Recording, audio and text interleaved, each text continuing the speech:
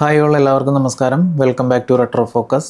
ഇന്ന് നമ്മളുടെ കയ്യിലുള്ള മൊബൈലിൽ കോൾ ചെയ്യാനും ഇൻ്റർനെറ്റ് ഉപയോഗിക്കാനും നമ്മളെ സഹായിക്കുന്ന കണക്ഷൻ നമ്മുടെ വീടിൻ്റെ അടുത്ത് തന്നെയുള്ള ലോക്കൽ ഷോപ്പുകളിൽ നിന്ന് അല്ലെങ്കിൽ ഷോറൂമുകളിൽ നിന്നൊക്കെ നമ്മളെടുത്ത എയർടെല്ലിൻ്റെയോ ജിയോയുടെയോ BSNLൻ്റെയോ ഒക്കെ ഒരു സിം വഴി ഉപയോഗിക്കുന്ന കണക്ഷൻ ആയിരിക്കും. ഈ പറഞ്ഞവരൊക്കെയാണ് നിലവിൽ ഇന്ത്യയിലെ മൊബൈൽ സർവീസ് പ്രൊവൈഡേഴ്സ്. ഈ പറഞ്ഞ എല്ലാ കണക്ഷനുമുള്ള ബിരുദന്മാരും നമ്മുടെ കൂട്ടത്തിലുണ്ടാവും. എന്നാലും നിങ്ങൾ ഏത് കണക്ഷനാണ് ഉപയോഗിക്കുന്നതെന്നൊന്ന് കമൻറ്റ് ചെയ്താൽ നന്നായിരിക്കും. പിന്നെ കുറച്ച് പേരൊക്കെ പോസ്റ്റ് പെയ്ഡ് യൂസ് ചെയ്യുന്നുണ്ടാവും. മൊത്തം യൂസേജിൻ്റെ 15% താഴെ മാത്രമാണ് പോസ്റ്റ് പെയ്ഡ്. ബാക്കിയുള്ള 85-90% പ്രീപെയ്ഡ് കണക്ഷൻസ് ആണ്. എനിവേ, ഇന്ത്യയിലെ മൊബൈൽ സർവീസ് പ്രൊവൈഡേഴ്സിനെ പറ്റി സംസാരിക്കുന്നതിന് മുമ്പ് നമ്മൾ ഇങ്ങനെ ഒരു വീഡിയോ ചെയ്യുമ്പോൾ നമ്മൾ മറക്കാതെ പറയേണ്ട 1-2 കാര്യങ്ങളുണ്ട്. ഇന്ത്യയിലെ ആദ്യത്തെ മൊബൈൽ കോൾ എന്നായിരുന്നു എന്നറിയാമോ?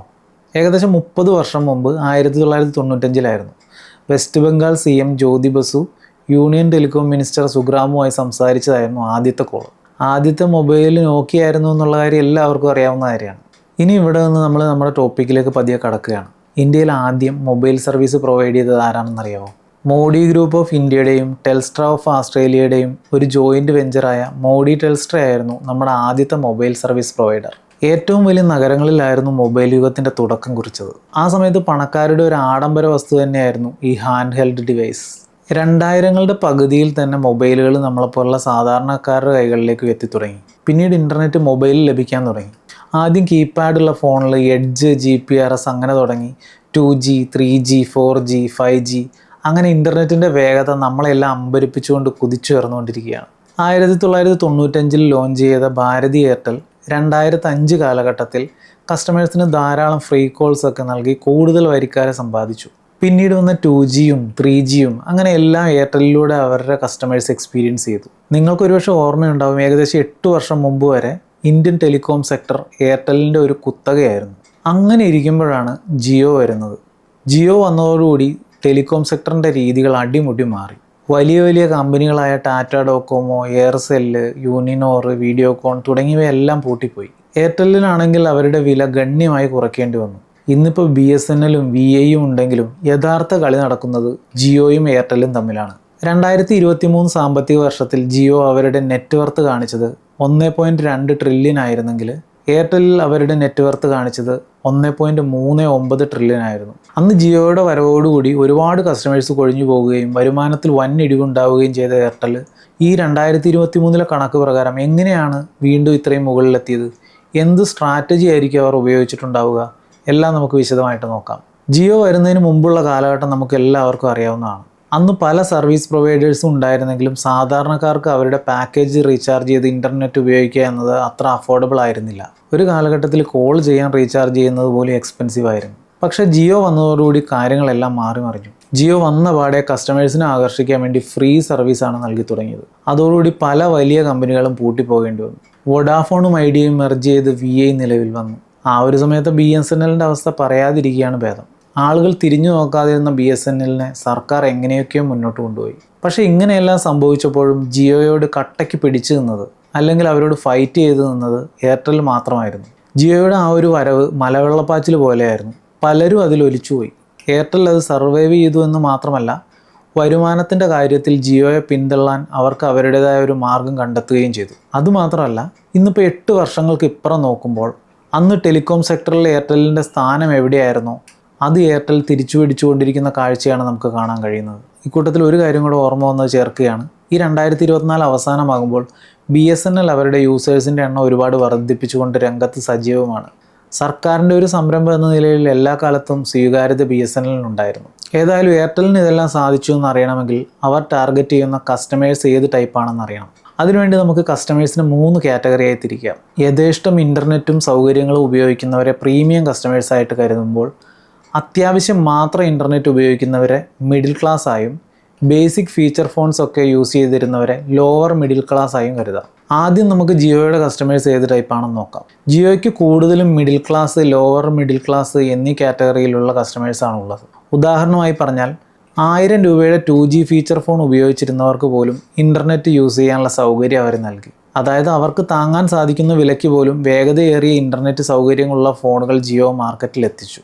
മിഡിൽ ക്ലാസ്സുകാർക്ക് വേണ്ടിയാണെങ്കിലോ ജിയോ ഫോൺ നെക്സ്റ്റ് 4G മാർക്കറ്റിൽ ഇറക്കി. ഇതോടൊപ്പം പ്രീമിയം കസ്റ്റമേഴ്സിനെ ആകർഷിക്കാൻ വേണ്ടി Jio postpaid, Jio fibre, Jio cinema എന്നീ സർവീസുകളും അവർ കൊണ്ടുവന്നു. ഇതെല്ലാം ചെയ്യുമ്പോഴും ജിയോയുടെ പ്രധാന focus middle and lower middle class customers തന്നെയാണ്. എന്നാൽ ഇവിടെ എയർടെൽ എന്താണ് ചെയ്തതെന്ന് നോക്കാം. കാര്യം ജിയോയുടെ വരവോടുകൂടി എല്ലാവരെയും പോലെ എയർടെലും ഒന്ന് കുലുങ്ങി. പക്ഷേ അവർ വെറുതെ ഇരുന്നില്ല. പുതുതായി വരുന്ന ഓരോ ട്രെൻഡുകളും പിന്തുടരുന്നതിന് പകരം ലോങ് ടൈം കൊണ്ട്, അതായത് ദീർഘകാലാടിസ്ഥാനത്തിൽ സക്സസ് ആവുന്ന അവരുടേതായ ഒരു യുണീക്ക് പ്ലാൻ ആസൂത്രണം ചെയ്തു. എയർടെലിൻ്റെ ബിസിനസ് മന്ത്രം അല്ലെങ്കിൽ അവർ ഫോളോ ചെയ്തിരുന്ന അടിസ്ഥാന തത്വം ഫാസ്റ്റ് ആയതും ക്വാളിറ്റി ഉള്ളതുമായ സർവീസ് നൽകുക എന്നതാണ്. അതേസമയം മാക്സിമം കസ്റ്റമേഴ്സിനെ ഉണ്ടാക്കുക എന്നതായിരുന്നു ജിയോയുടെ മന്ത്രം. ജിയോ അവരുടെ സേവനം എല്ലാ കാറ്റഗറിയിലുള്ള ആളുകളിലേക്കും എത്തിക്കാൻ ശ്രമിച്ചപ്പോൾ എയർടെല്ലാണെങ്കിൽ പ്രീമിയം കസ്റ്റമേഴ്സിൽ മാത്രം ശ്രദ്ധ കേന്ദ്രീകരിച്ചു. ചുരുക്കി പറഞ്ഞാൽ എയർടെൽ അട്രാക്റ്റ് ചെയ്തിരുന്നത് പർച്ചേസ് പവർ കൂടുതലുള്ള കസ്റ്റമേഴ്സിനെ ആയിരുന്നു, അതായത് കൂടുതൽ പണം മുടക്കാൻ കഴിയുന്ന കസ്റ്റമേഴ്സിന്.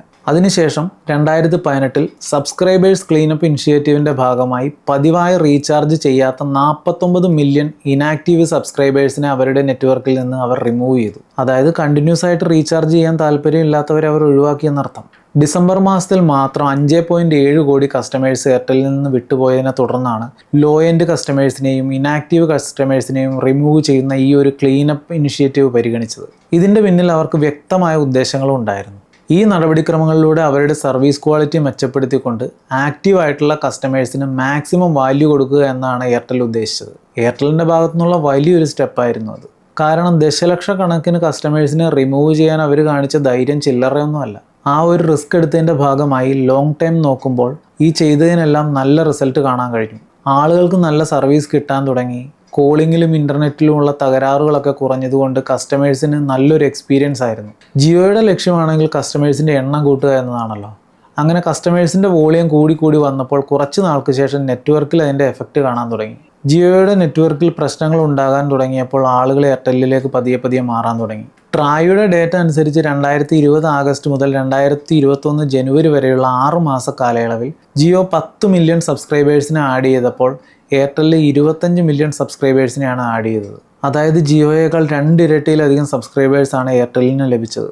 അങ്ങനെ എയർടെൽ അന്ന് ചെയ്ത സബ്സ്ക്രൈബേഴ്സ് ക്ലീനപ്പ് ഇനിഷ്യേറ്റീവിൻ്റെ പ്രധാന ഗുണം കണ്ടത് പിന്നീടുള്ള 2 വർഷങ്ങളിലായിരുന്നുവെന്ന് ഇതിൽ നിന്ന് മനസ്സിലാക്കാം. നിങ്ങൾക്ക് ഓർമ്മയില്ലേ, ജിയോ വരുന്നതിന് മുമ്പ് നമ്മളൊക്കെ വെറും 1 GB ഡാറ്റ കിട്ടാൻ വേണ്ടി 250 മുതൽ 350 രൂപ വരെ കൊടുത്ത് റീചാർജ് ചെയ്തിരുന്ന ഒരു കാലം ഉണ്ടായിരുന്നു. ജിയോ വന്നപ്പോൾ തുടക്കത്തിൽ തന്നെ അവർ ഫ്രീ ഡാറ്റയും പിന്നീട് ചെറിയ തുകയ്ക്കുള്ള റീചാർജുകളും കൊണ്ടുവന്ന് മറ്റ് ടെലികോം കമ്പനികളുടെ അവരുടെ വില കുറയ്ക്കാൻ നിർബന്ധിതരാക്കി. ആ സമയത്ത് അത്യാവശ്യം ചിലവേറിയ ഒരു സർവീസ് പ്രൊവൈഡർ തന്നെയായിരുന്നു എയർടെൽ.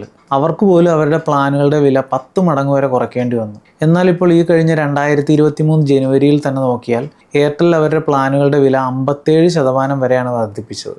അതിനുശേഷം 2024 ജൂലൈയിൽ 25% വീണ്ടും വർധനവുണ്ടായത്. പ്ലാനുകളിലുണ്ടായ റേറ്റ് വ്യത്യാസം നോക്കിയാൽ ബേസിക് പ്ലാനിൽ തന്നെ 20 രൂപയുടെ വ്യത്യാസം വന്നു. ഒരു മാസത്തേക്ക് 179 രൂപയിൽ നിന്ന് 199 രൂപയായി. പോപ്പുലർ ആയിട്ടുള്ള പ്ലാൻ ആയിരുന്നു 479 രൂപയുടെ പ്ലാൻ. അത് 579 രൂപയാക്കി. ആനുവൽ പ്ലാനിനും 2999 നിന്ന് 3599 രൂപയായി. എയർടെൽ അതിൻ്റെ സേവനം തുടർന്ന് നൽകിക്കൊണ്ടിരിക്കണമെങ്കിൽ നമ്മൾ എല്ലാ മാസവും കൃത്യമായി മിനിമം തുകയെങ്കിലും അവർക്ക് നൽകിയിരിക്കണം. അതായത് കൃത്യമായിട്ട് മിനിമം റീചാർജ് എങ്കിലും ചെയ്തിരിക്കണമെന്ന് ചുരുക്കം. പക്ഷേ ജിയോ അങ്ങനെയല്ല, സാധാരണക്കാരുടെ കൂടെയായിരുന്നു. ജിയോ നമ്പർ റീചാർജ് ചെയ്തില്ലെങ്കിൽ പോലും ഇൻകമിംഗ് കോളും മെസ്സേജും 90 ദിവസം വരെ അവർ നൽകിയിരുന്നു. ഇതിൽ നിന്നും മനസ്സിലാക്കേണ്ടത് എയർടെൽ അവരുടെ മിനിമം സേവനങ്ങൾക്ക് പോലും പൈസ ഈടാക്കുകയും ഇവഞ്ച്വലി അവരുടെ പ്രോഫിറ്റ് മാർജിൻ വർദ്ധിപ്പിക്കുകയുമാണ് ചെയ്യുന്നത്. എയർടെലിൻ്റെ സ്ട്രാറ്റജിയെക്കുറിച്ച് പറയുമ്പോൾ കോവിഡ് കാലത്ത് അവർ നടത്തിയ ഒരു ബുദ്ധിപരമായ നീക്കത്തെപ്പറ്റി പറയാതിരിക്കാൻ കഴിയില്ല.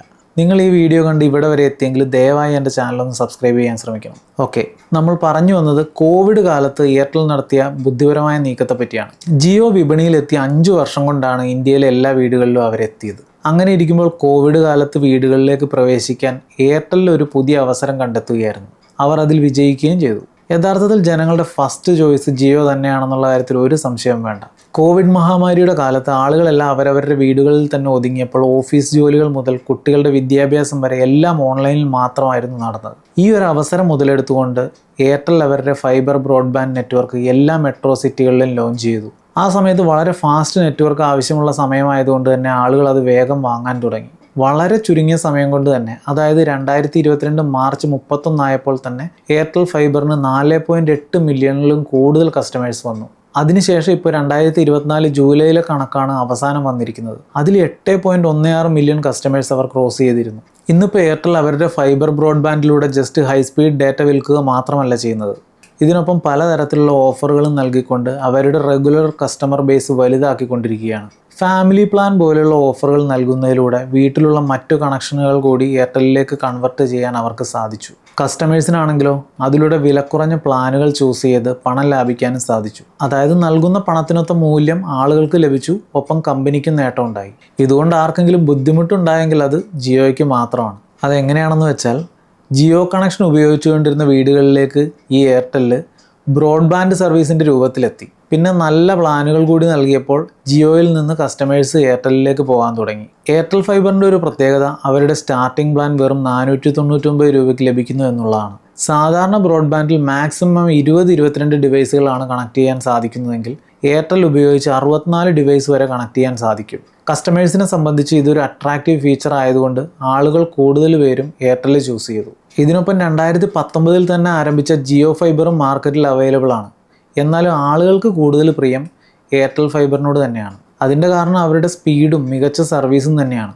ആക്ച്വലി മികച്ച സർവീസുകൾ നൽകുന്നതിനൊപ്പം എയർടെൽ അവരുടെ എക്കോസിസ്റ്റം ഉണ്ടാക്കിയെടുക്കാനുള്ള തിരക്കിലാണ്. എന്തുകൊണ്ടെന്നാൽ ഒരു നല്ല എക്കോസിസ്റ്റം ഉണ്ടെങ്കിൽ ഒരു കസ്റ്റമർ ആ കമ്പനിയുടെ ഏതെങ്കിലും ഒരു പ്രോഡക്റ്റ് അല്ലെങ്കിൽ ഒരു സർവീസ് ഉപയോഗിക്കാൻ തുടങ്ങിയാൽ കമ്പനിയുടെ ബാക്കിയുള്ള പ്രോഡക്റ്റുകൾ ഉപയോഗിക്കാനുള്ള സാധ്യത വളരെ കൂടുതലാണ്. അതുകൊണ്ട് തന്നെ എയർടെൽ അവരുടെ എക്കോസിസ്റ്റത്തിൽ കുറച്ചുകൂടി ഫോക്കസ്ഡ് ആണ്. എയർടെലിൻ്റെ എക്കോസിസ്റ്റം കൊണ്ട് അവർ ഉദ്ദേശിക്കുന്നത് എന്താണെന്നുള്ളത് മുമ്പോട്ട് പറയുമ്പോൾ നിങ്ങൾക്ക് മനസ്സിലാവും. ഉദാഹരണമായി നിങ്ങൾ എയർടെൽ സിം ഉപയോഗിക്കുന്നുണ്ടെങ്കിൽ എന്തായാലും എയർടെൽ താങ്ക്സ് ആപ്പ് ഡൗൺലോഡ് ചെയ്യും. ആ താങ്ക്സ് ആപ്പിൽ തന്നെ ഉണ്ട് പേയ്മെൻറ്റ് നടത്താനുള്ള ഓപ്ഷൻ. അവരുടെ സർവീസ് നിങ്ങൾക്ക് ഇഷ്ടപ്പെട്ടാൽ വേണ്ടി വന്നാൽ നിങ്ങളത് ഉപയോഗിക്കുകയും ചെയ്യും. ഇനി അത് ഇഷ്ടപ്പെട്ടില്ലെങ്കിൽ വേണ്ട, നിങ്ങൾ ഓൺലൈൻ കണ്ടൻറ്റുകൾ കാണാൻ വേണ്ടി എയർടെൽ എക്സ്ട്രീം എങ്കിലും ഉപയോഗിക്കും. അതിലാണെങ്കിലോ 10-17 OTT പ്ലാറ്റ്ഫോമുകൾ ആക്സസ് ചെയ്യാൻ പറ്റും. ഒപ്പം മ്യൂസിക് കേൾക്കാൻ വേണ്ടി വിങ് മ്യൂസിക്കും ഉപയോഗിക്കാൻ പറ്റും. അങ്ങനെയുള്ളപ്പോൾ അതൊന്നും വേണ്ടെന്ന് വെക്കേണ്ട കാര്യമില്ലല്ലോ. താങ്ക്സ് ആപ്പിൽ നിന്ന് തന്നെ നിങ്ങളുടെ വാഹനത്തിന് വേണ്ടിയിട്ട് ഫാസ്റ്റ് ടാഗും എടുക്കാം. എന്തിനു കൂടുതൽ പറയുന്നു, പ്രീ അപ്രൂവ്ഡ് ആയിട്ടുള്ള പേഴ്സണൽ ലോൺ വരെ അവർ നൽകുന്നുണ്ട്. ഒരുപക്ഷെ ഇപ്പം നിങ്ങൾക്ക് ഇങ്ങനൊരു സംശയം തോന്നിയേക്കാം, എയർടെൽ ഇങ്ങനെ സൗജന്യ സേവനങ്ങളൊക്കെ നൽകുന്നതുകൊണ്ട് ആ കമ്പനിക്ക് എന്താണ് നേട്ടം? അതിനുള്ള ഉത്തരമാണ് അഡ്വർടൈസ്മെൻറ്റ്, പരസ്യം. ഇപ്പോൾ നിങ്ങൾ ചിന്തിക്കുന്നുണ്ടാവും, എയർടെല്ലാണല്ലോ സാധാരണ പരസ്യം കൊടുക്കുക, പിന്നെ എങ്ങനെയാണ് അവർ പരസ്യത്തിൽ നിന്ന് വരുമാനം ഉണ്ടാക്കുന്നതെന്ന്. കമ്പനിയുടെ പ്രധാനപ്പെട്ട ഒരു ലക്ഷ്യം നമ്മളെ പരസ്യം കാണിക്കുക എന്നുള്ളത് തന്നെയാണ്. പക്ഷെ പരസ്യം എങ്ങനെ എയർടെലിൻ്റെ കെയർ ഓഫിൽ നമ്മളെ കാണിക്കും? അവിടെയാണ് നമ്മൾ നേരത്തെ പറഞ്ഞ എക്കോസിസ്റ്റം ഇല്ലേ, അങ്ങനെ ഒരു എക്കോസിസ്റ്റം നിർമ്മിച്ച് ആ ഒരു സംവിധാനത്തിലൂടെ യൂസേഴ്സിനെ, അതായത് നമ്മളെ പരസ്യങ്ങൾ കാണിച്ചുകൊണ്ട് അവർ വരുമാനം നേടുന്നു. അതായത് അവർ തരുന്ന ഇൻ്റർനെറ്റിൻ്റെ സഹായത്താൽ അവർ തരുന്ന OTT പ്ലാറ്റ്ഫോമുകളിലും മറ്റും നമ്മൾ പരസ്യങ്ങൾ കാണുമ്പോൾ അത് അവർക്ക് വരുമാനമായി മാറുന്നു. എന്നാലും ഈ എയർടെൽ ഇങ്ങനെ സ്വന്തമായിട്ട് എക്കോസിസ്റ്റം നിർമ്മിച്ചതുകൊണ്ടോ കസ്റ്റമേഴ്സിന് പരസ്യങ്ങൾ കാണിച്ചതുകൊണ്ടോ ജിയോയെ അങ്ങനെ പെട്ടെന്നൊന്നും മറികടക്കാൻ കഴിയില്ല. കാരണം ജിയോയ്ക്ക് ഇതിലും മികച്ച എക്കോസിസ്റ്റം ഉണ്ടെന്ന് എല്ലാവർക്കും അറിയാം. അതുമാത്രമല്ല, ജിയോയുടെ സബ്സ്ക്രൈബേഴ്സിൻ്റെ എണ്ണം എയർടെലിനേക്കാൾ വളരെ വലുതാണ്. എന്നിരുന്നാൽ പോലും ജിയോ എത്രയോ വലിയ കമ്പനികളെ പൂട്ടിച്ചതൊക്കെ നമ്മൾ കണ്ടതല്ലേ. എന്നിട്ട് എന്തുകൊണ്ടാണ് ജിയോയ്ക്ക് എയർടെല്ലുമായിട്ട് മത്സരിക്കാൻ കഴിയാത്തത്? അതിൻ്റെ യഥാർത്ഥ കാരണം എന്താണ്? അതിൻ്റെ കാരണം എയർടെല്ലിൻ്റെ ARPU, average revenue per user, അതായത് ഓരോ കസ്റ്റമേഴ്സിൽ നിന്നുമുള്ള ശരാശരി വരുമാനം, അത് എയർടെല്ലിന് ജിയോയേക്കാൾ കൂടുതലാണ്. 2024-25 ഫിനാൻഷ്യൽ ഇയറിലെ നിലവിൽ പുറത്തിറങ്ങിയ ഡേറ്റ അനുസരിച്ച് ജിയോയുടെ ARPU 195 രൂപയാണെങ്കിൽ എയർടെല്ലിൻ്റെ ARPU 233 രൂപയാണ്. ഇവർ തമ്മിൽ 38 രൂപയുടെ വ്യത്യാസമാണ് കാണിക്കുന്നത്. 2023 ഈ വ്യത്യാസം 11 രൂപയായിരുന്നു. രൂപയിൽ ഇത്രയും വ്യത്യാസം ഉണ്ടെങ്കിൽ പോലും ജിയോയുടെ കസ്റ്റമേഴ്സിൻ്റെ എണ്ണം കണക്കിലെടുത്താൽ ഇവർ തമ്മിലുള്ള വരുമാനത്തിൽ വലിയ വ്യത്യാസം ഉണ്ടാകാനിടയില്ല. ഒരു വശത്ത് ഇങ്ങനെയെല്ലാം നടക്കുമ്പോൾ മറുവശത്ത് ഇതിൻ്റെ ഇമ്പാക്റ്റ് ഉണ്ടാകുന്നത് കസ്റ്റമേഴ്സിൻ്റെ മാനസികാവസ്ഥയ്ക്കാണ്. എങ്ങോട്ട് ചാടണം, ഏത് പ്ലാൻ എടുക്കണം, ഇൻ്റർനെറ്റും മൊബൈൽ ഫോണും ഇല്ലാതെ മുന്നോട്ടൊരു ജീവിതമില്ല എന്നുള്ള മാനസികാവസ്ഥയിലാണ് കസ്റ്റമേഴ്സിൻ്റെ അവസ്ഥ. അതുതന്നെയാണ് ഇവിടെ ഏറ്റവും പ്രധാനം. ജിയോയുടെ ചരിത്രം പരിശോധിച്ചാൽ ആദ്യ 6 മാസത്തിനുള്ളിൽ അവർ 100 മില്യണിലധികം കസ്റ്റമേഴ്സിനെ ഉണ്ടാക്കി. ഇൻഡസ്ട്രിയുടെ ഇത്രയും നാളത്തെ ഹിസ്റ്ററി എടുത്താൽ തന്നെ ഒരു ടെലികോം കമ്പനിയും ഇത്രയും വലിയ വളർച്ച ഇതിനു മുമ്പ് കണ്ടിട്ടില്ല. ജിയോയുടെ കാര്യത്തിൽ അവരുടെ സൗജന്യ സേവനങ്ങൾ കൊണ്ട് മാത്രമാണ് അവർക്കത് സാധ്യമായത്. നമുക്കറിയാവുന്നതാണ്, ഫ്രീ ഡേറ്റ തന്നെയാണ് എന്നും അവരുടെ ഒരു അട്രാക്ഷൻ. ഇന്നും ജിയോയ്ക്ക് സൗജന്യ ഡേറ്റ ഉപയോഗിക്കുന്ന ധാരാളം കസ്റ്റമേഴ്സ് ഉണ്ട്. അതുപോലെ തന്നെ പുതിയ കസ്റ്റമേഴ്സ് ജിയോയിലേക്ക് വരാനുള്ള പ്രധാന കാരണവും അവരുടെ ഈ വില കുറഞ്ഞ പ്ലാൻ തന്നെയാണ്. ഇവരിൽ ഭൂരിഭാഗവും മിഡിൽ ക്ലാസ് അല്ലെങ്കിൽ ലോവർ മിഡിൽ ക്ലാസ് ആയിട്ടുള്ള പാവപ്പെട്ട കസ്റ്റമേഴ്സ് തന്നെയാണ്. അവർക്കാണെങ്കിലോ പർച്ചേസിംഗ് പവർ, അതായത് പണം മുടക്കാനുള്ള ശേഷി താരതമ്യേന നോക്കിയാൽ കുറവായിരിക്കും. മറുവശത്ത് നോക്കിയാൽ എയർടെല്ലിൻ്റെ കൂടുതലും കസ്റ്റമേഴ്സ് ആദ്യം മുതൽ തന്നെ എയർടെല്ലിൻ്റെ കൂടെ തന്നെ ഉള്ളവരാണ്. അതായത് ജിയോയുടെ വരവിന് മുൻപേ മുതലുള്ള കസ്റ്റമേഴ്സ്. അവരാണെങ്കിലോ 500 രൂപ മുതൽ 1000 രൂപ വരെ റീചാർജിനോ ബിൽ പേയ്മെൻറ്റിനോ ഒക്കെ വേണ്ടി ചിലവഴിക്കുന്നവരാണ്. ഇതിനൊപ്പം പുതുതായി ചേരുന്ന കസ്റ്റമേഴ്സിനും എയർടെൽ വാല്യൂ നൽകുന്നുണ്ട്. ഈ പറഞ്ഞ കാര്യങ്ങളിൽ നിന്നെല്ലാം വളരെ ക്ലിയർ ആയിട്ട് നമുക്ക് കൺക്ലൂഡ് ചെയ്യാൻ പറ്റുന്ന ഒരു കാര്യമുണ്ട്. സ്പെൻഡിങ് പവർ ഉള്ള, അതായത് പണം ചിലവാക്കാനുള്ള ശേഷിയുള്ള പ്രീമിയം കസ്റ്റമേഴ്സ് ജിയോയേക്കാൾ എയർടെല്ലിനാണ് കൂടുതലുള്ളത്. ഈ സ്പെൻഡിങ് പവർ കൊണ്ട് കമ്പനിക്ക് എങ്ങനെയൊക്കെയാണ് നേട്ടം? ഈ ഒരു ചോദ്യം കേൾക്കുമ്പോൾ സ്വാഭാവികമായിട്ടും നമ്മുടെ മനസ്സിലേക്ക് വരുന്ന ഉത്തരം ക്വാളിറ്റി ഉള്ള സർവീസ് നൽകുന്നതിനനുസരിച്ച് കൂടുതൽ പണം കസ്റ്റമേഴ്സിൽ നിന്ന് കമ്പനിക്ക് വാങ്ങാൻ പറ്റും എന്നായിരിക്കും. എന്നാൽ അതിനും അപ്പുറം ചില കാര്യങ്ങളുണ്ട്. ഒരു ഉദാഹരണം പറയാം.